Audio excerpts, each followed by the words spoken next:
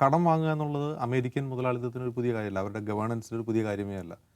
GDP-യുടെ 100% ട്രംപിൻ്റെ ആദ്യ ഘട്ടത്തിലുണ്ടായിരുന്നു. ഇപ്പോൾ 120% എന്നുള്ളതാണുള്ളത്.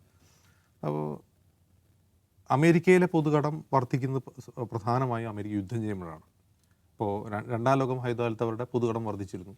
അതിനുശേഷം രണ്ടാം ലോക മഹായുദ്ധത്തിന് ശേഷം അവരുടെ കടം അവർ വീട്ടിൽ തീർത്തു. കാരണം വലിയ തോതിലുള്ള സാമ്പത്തിക മുന്നേറ്റം അമേരിക്ക ആ കാലത്തുണ്ടാക്കി, രണ്ടാം ലോക മഹായുദ്ധത്തിന് ശേഷം. അപ്പോൾ സമാധാന കാലത്ത് അവർ പണം ഉണ്ടാക്കുന്നു, കടം തിരിച്ചടയ്ക്കുന്നു, പിന്നെ പോയി യുദ്ധം ചെയ്യുന്നു, കടം ഉണ്ടാക്കുന്നു. ഇതാണ് അമേരിക്കയുടെ ഒരു രീതി.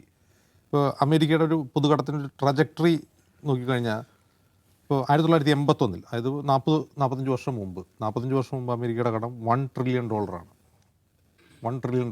അത് വർദ്ധിച്ച് 2008 ആകുമ്പോൾ, 2008 എന്ന് പറഞ്ഞാൽ വേറെ കാര്യമുണ്ട്. അന്നാണ് അമേരിക്കയിൽ സാമ്പത്തിക മാന്ദ്യം ഉണ്ടാകുന്നത്, ഗ്ലോബൽ റിസഷൻ ഉണ്ടാകുന്ന സമയമാണ്. അന്ന് 10 ട്രില്യണാണ്.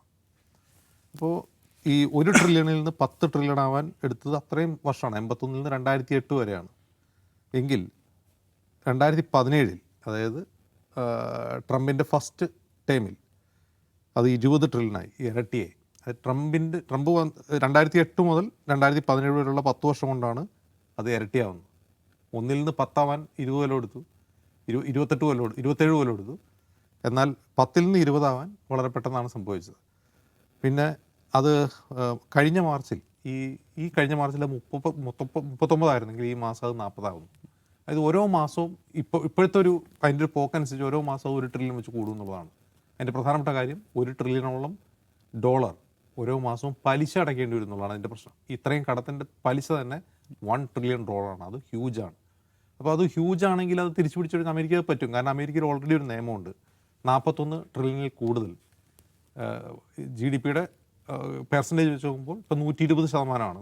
GDP-യുടെ 120% കടം. ആ ടോട്ടൽ ഗ്രോസ് ഡൊമസ്റ്റിക് പ്രൊഡക്റ്റിൻ്റെ 120% കടം. അപ്പോൾ അത് 41 ട്രില്യണിൽ കൂടാൻ പാടില്ല എന്നൊരു നിയമം ഓൾറെഡി അമേരിക്കയിലുണ്ട്. 1 ട്രില്യൺ അടുത്ത മാസം ആകുമ്പോൾ അതെന്താവും, അത് സർപ്പാസ് ചെയ്യും. അടിയന്തരമായിട്ട് എന്തെങ്കിലും തരത്തിലുള്ള ഒരു ഫിസ്ക്കൽ അറേഞ്ച്മെൻറ്റിലൂടെ ചിലപ്പോൾ കടം കുറയ്ക്കുമായിരിക്കും, കൂടുതൽ കടപ്പത്രങ്ങൾ ഇറക്കുകയോ അല്ലെങ്കിൽ മറ്റെന്തെങ്കിലും കാര്യം വിളിച്ച് കുറയ്ക്കുമായിരിക്കും. പക്ഷേ ഇതൊരു ഇമ്മീഡിയറ്റ് ത്രെറ്റാണ് അമേരിക്കയ്ക്ക് എന്ന് പറയാൻ കഴിയില്ല. അമേരിക്ക എന്തോ പൊളിയാൻ പോവാണ്, അമേരിക്കയുടെ കടം കയറി മുടിയാൻ പോവാണ്, അങ്ങനെ പറയാൻ കഴിയില്ല. കാരണം അമേരിക്ക അത്രയും വലിയ എക്കണോമിയാണ്, ലോകത്തെ ഏറ്റവും വലിയ എക്കണോമിയാണ്. അതുകൊണ്ടാണ് ആ കട അവർക്ക് സർവൈവ് ചെയ്യാൻ പറ്റും. പക്ഷേ അതിൻ്റെ ഒരു പ്രശ്നം ചില ഹിസ്റ്റോറിയൻസ് ചൂണ്ടിക്കാണ്ട്, ഇപ്പോൾ ഫെർഗ്യൂസൺ തിയറി എന്ന് പറഞ്ഞൊരു തിയറി ഉണ്ട്. ആ തിയറി പ്രകാരം ലോകത്തെ വളരെ പ്രധാനപ്പെട്ട വൻശക്തി രാജ്യങ്ങൾ, ഈ വൻശക്തി രാജ്യങ്ങൾ എന്ന് പറഞ്ഞാൽ അവരുടെ ഏറ്റവും വലിയ ശക്തി എന്ന് പറഞ്ഞാൽ സൈന്യമാണ്, സൈന്യത്തിൻ്റെ സ്പെൻഡിങ്ങാണ്. ഇവിടെ സംഭവിച്ചിട്ടുള്ളൊരു കാര്യം, അമേരിക്ക ഒരു വർഷം സൈന്യത്തിന് സ്പെൻഡ് ചെയ്യുന്നതിനേക്കാൾ കൂടുതൽ പണം പലിശ കൊടുക്കാൻ ഉപയോഗിക്കുന്നുള്ളതാണ്. അത് വളരെ പ്രധാനപ്പെട്ട ഒരു ടേണിംഗ് പോയിൻ്റായിട്ട് ചൂണ്ടിക്കാട്ടപ്പെടുന്നു.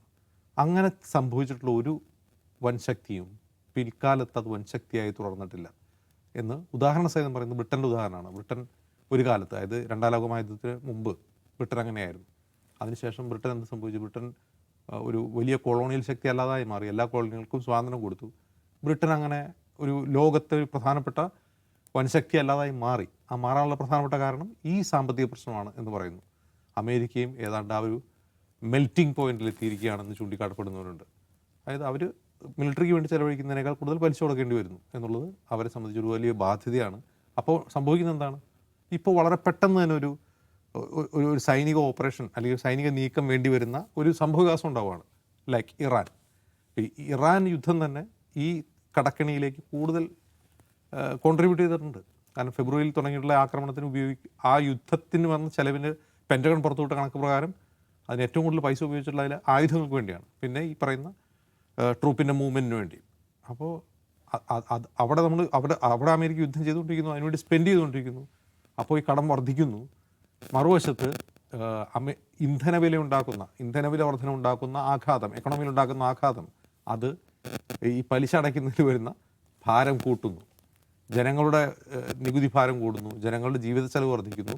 ഇത് മുഴുവൻ കൂടി അക്യുമുലേറ്റ് ചെയ്ത് കഴിയുമ്പോൾ യുദ്ധം ചെയ്യാൻ പറ്റാത്ത അവസ്ഥയിലേക്ക് വരും. ഇറാനെതിരെ യുദ്ധം നീട്ടിക്കൊണ്ടുപോകാൻ പറ്റാത്ത അവസ്ഥയിലേക്ക് വരും. കാരണം അതിന് സ്പെൻഡ് ചെയ്യാൻ പണം, അതിനുവേണ്ടി ഇറാനിൽ യുദ്ധം ചെയ്യാൻ വേണ്ടി പണം കൊടുക്കണോ, അല്ല 1 ട്രില്യൺ പലിശ കൊടുക്കാൻ വേണ്ടി പണം ഉപയോഗിക്കണോ എന്നുള്ള പ്രധാനപ്പെട്ട ക്വസ്റ്റ്യൻ വരും. പിന്നെ അമേരിക്കൻ കോൺഗ്രസിനുള്ള അക്കൗണ്ടബിലിറ്റി ഭരണകൂടത്തിൻ്റെ ഈ കണക്കൊക്കെ പറയണമല്ലോ. ഈ കട ഇത്ര മേടിച്ചു, ഈ കട 1 ട്രില്യൺ പലിശ അടയ്ക്കണം എന്ന് പറയുമ്പോൾ എന്തിനു വേണ്ടി അടയ്ക്കണം? അപ്പോൾ ആ പൈസ ഈ യുദ്ധം ചെയ്യുന്ന കാശെടുത്ത് അടച്ചുകൂടെ എന്ന് സെനറ്റർമാർ ഇന്ത്യയിലെ പോലെയല്ല, അവിടെ ചോദ്യം ചെയ്യപ്പെടും. ഇതിന് മറുപടി പറയേണ്ടി വരും ട്രംപിന്. അപ്പോൾ യുദ്ധം തുടരണോ പലിശ അടയ്ക്കണോ എന്നുള്ള വളരെ നിർണായകമായ ഒരു ക്വസ്റ്റ്യനിലാണ് അമേരിക്ക ഉള്ളത്. അതുപോലെ തന്നെ ചരിത്രപരമായി നോക്കിക്കഴിഞ്ഞാൽ ഒരു വൻ ശക്തി, ലോക പോലീസ് എന്നുള്ളൊരു സ്ഥാനത്ത് ഇനി എത്ര നാൾ അമേരിക്ക തുടരാൻ പറ്റുമെന്നൊരു ചോദ്യം ചരിത്രപരമായി ഉന്നയിക്കപ്പെടുകയും ചെയ്തു.